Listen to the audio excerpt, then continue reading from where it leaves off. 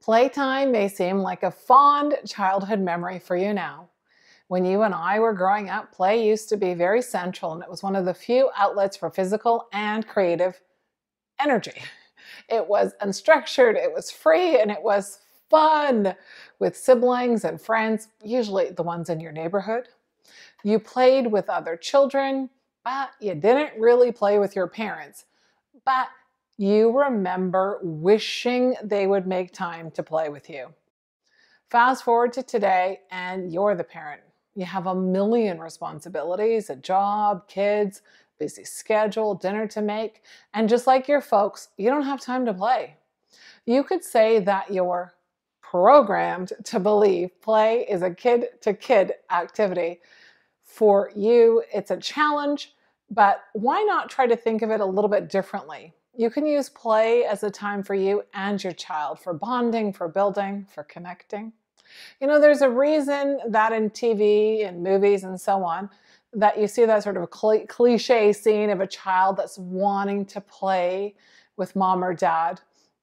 You know, maybe they sneak up to their mom's room and put on the dresses and play dress up just like mom, or the boy who's sitting there wishing, and I'm using stereotypes from movies, please remember that, the boy that's wishing his dad would play catch with him, but the dad is preoccupied and misses the opportunity to play with the child. And sometimes that's resolved by the end of the movie, but quite often it's not. There's that longing and emptiness and desire within that child to have that deep, meaningful connection with their parent and through play. This is addressed so often through things like movies because there's a deep need within each of the characters of your life to be seen and to connect with you at various levels. A need for you to connect with your children beyond caring just for their basic needs. They want you to step into their dreams and their imaginations. Let's face it. You want that too. It's healing for you. You need to let go of the idea that the job of a parent is to simply watch or supervise and give yourself permission to play. Let's get into 4 reasons why you should play with your child. Number 1, play strengthens your parent-child bond. There's nothing a human being seems to crave more than being seen, being validated, not for some external achievement, but just for being. You can probably look around you and create a long list of names of people in your life that are searching for that very feeling. You might even be able to add your own name to that list. I know I could at a point in my life. It's usually tied to one or more events from their childhood when they didn't feel seen. You've experienced this, you know this, and you know how all-consuming it can be. Play equals being. It's being in the moment, being open, being flawed, being you. That's why it's such a powerful tool to strengthen your connection with your children. You're making the choice to speak to them in their native language, play.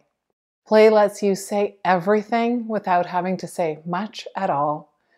How you play with your children lets them know that they matter to you, not through gifts or trips or fancy dinners, but just with your focus, because attention is the most basic form of love. Play lays the foundation for your relationship with your child that is beyond his or her physical needs. Because you know what? Instinctively, kids seem to know that you have to take care of their basic needs. But when you go beyond that and do something that isn't relevant to those basic needs, like shooting hoops or playing hopscotch, they can feel the effort that you're making to connect with them. And they feel wanted. They feel loved. They feel validated, and they won't have to go hunt for that external approval in adulthood, because taking the time to really truly play with your kids, now you're teaching them this big life lesson that you wish someone had taught you, that you don't need to achieve anything to be loved. Love isn't earned. You're worthy of being seen and being loved just as you are. And for those of you that immediately feel that it'll make your child soft or weak if you play with them, please make sure you take the time to dig deeper and explore the story you're telling yourself of why you feel that way and why you feel like you constantly need to prove yourself. When you make time to play with your children, they not only understand that you love them, but they can also see that you like them too. Number 2, play improves brain function for everybody. Play is one of the most important aspects of healthy brain development in children. I'm sure you've heard it before. In fact, science tells us that 75% of brain development happens between birth and your early 20s. Play stimulates the brain. It helps make connections between nerve cells, and as we age, it helps improve connectivity, especially in your frontal lobe. I won't get too sciencey on you here, but that's the part of your brain that's used for making decisions and for planning. Play also improves the brain's executive function, and that's your ability to be a fluid thinker, so you can make connections between different things you've learned, and so you can think outside of the box. Play can also teach a child how to be creative and compassionate. For example, a simple game of pretend allows a child to imagine how it would feel to be in another person's shoes. For you as the parent, playing with your child can stimulate your brain in similar ways. It's like anything. If you don't use it, you tend to lose it. Play helps you shift out of autopilot, and you already know how well autopilot is working for you. You make lists and you still can't keep track of things, like how you forgot to buy the milk even though it was right there on the grocery list. Can you remember the last time that you created something just with your imagination? Number 3, play helps you raise an independent child.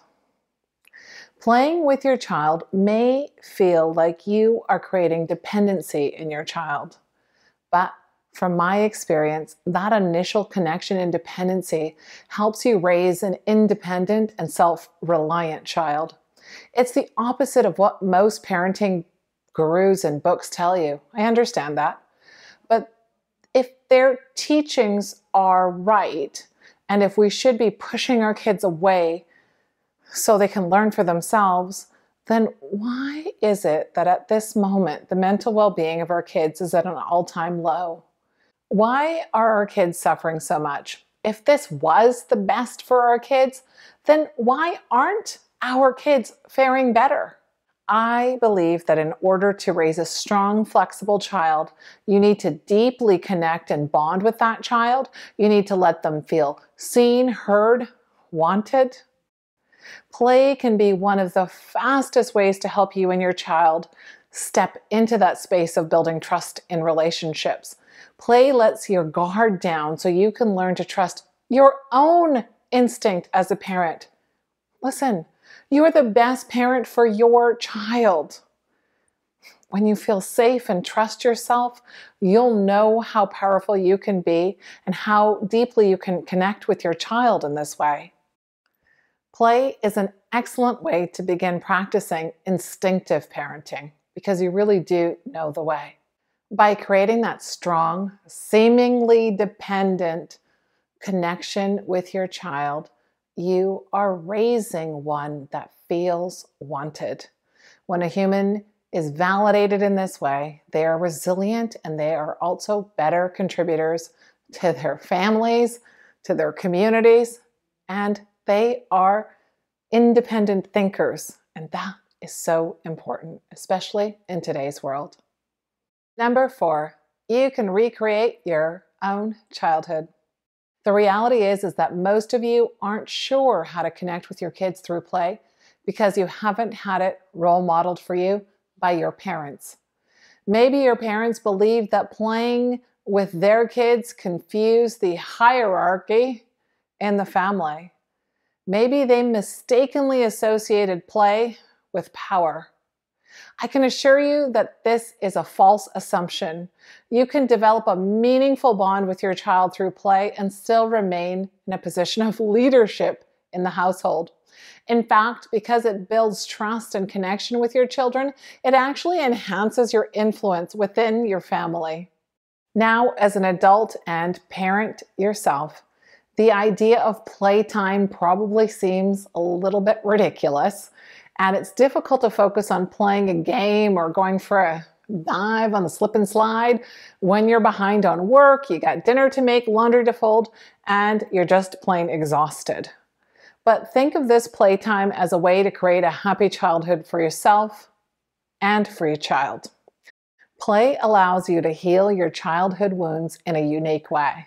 You can relive or reshape your experiences because you can create a happy childhood through your kids. It's something that I've been able to do in my own life, and it's been very meaningful for me.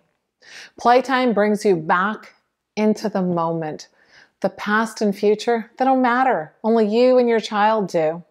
And those feelings of being wanted and seen by you will be the feelings your child remembers. Those are the memories your child will cherish, and so will you. You have a chance. Through something as simple as play, you can change the story of your childhood.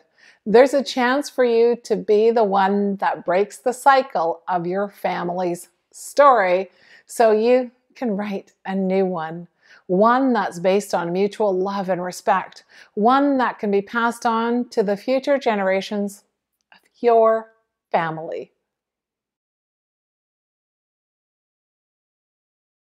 Playing with your child seems like such a simple ask, but guess what? Be prepared. It's not going to be easy for all of you to commit giving this a go.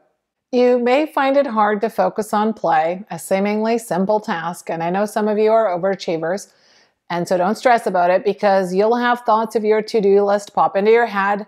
You may see the messy pile of laundry in the corner and think, I gotta do that.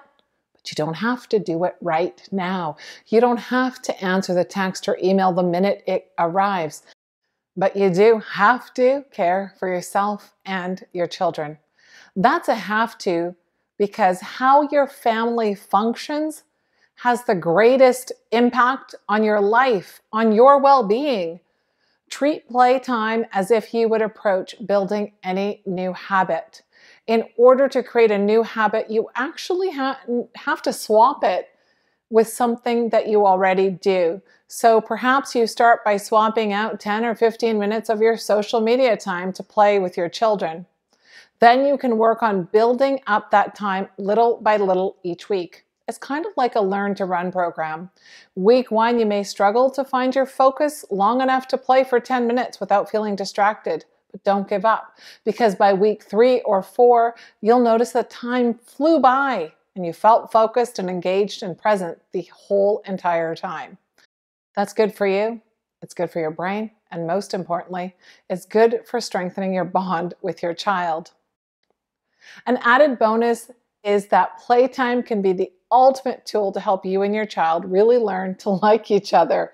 It's when you like someone that you tend to trust them too, and they'll talk to you more openly and more honestly.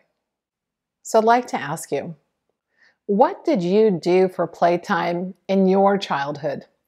Can you think of ways in which you could recreate something similar in your adulthood? Let me know in the comments below. Thanks for watching. You can expect videos every Friday with me, Ranbir Puar, all about parenting, kids, and family, developing growth, connection, communication, and resilience under your roof. Don't forget to like, share, subscribe, and ring the bell to get notified. You can also follow me on social media for more content and for us to stay connected. All the links are available in my profile. You can also find other resources for parents and kids if you head to my online school. The link is available in the description, or just go to innerchampion.me.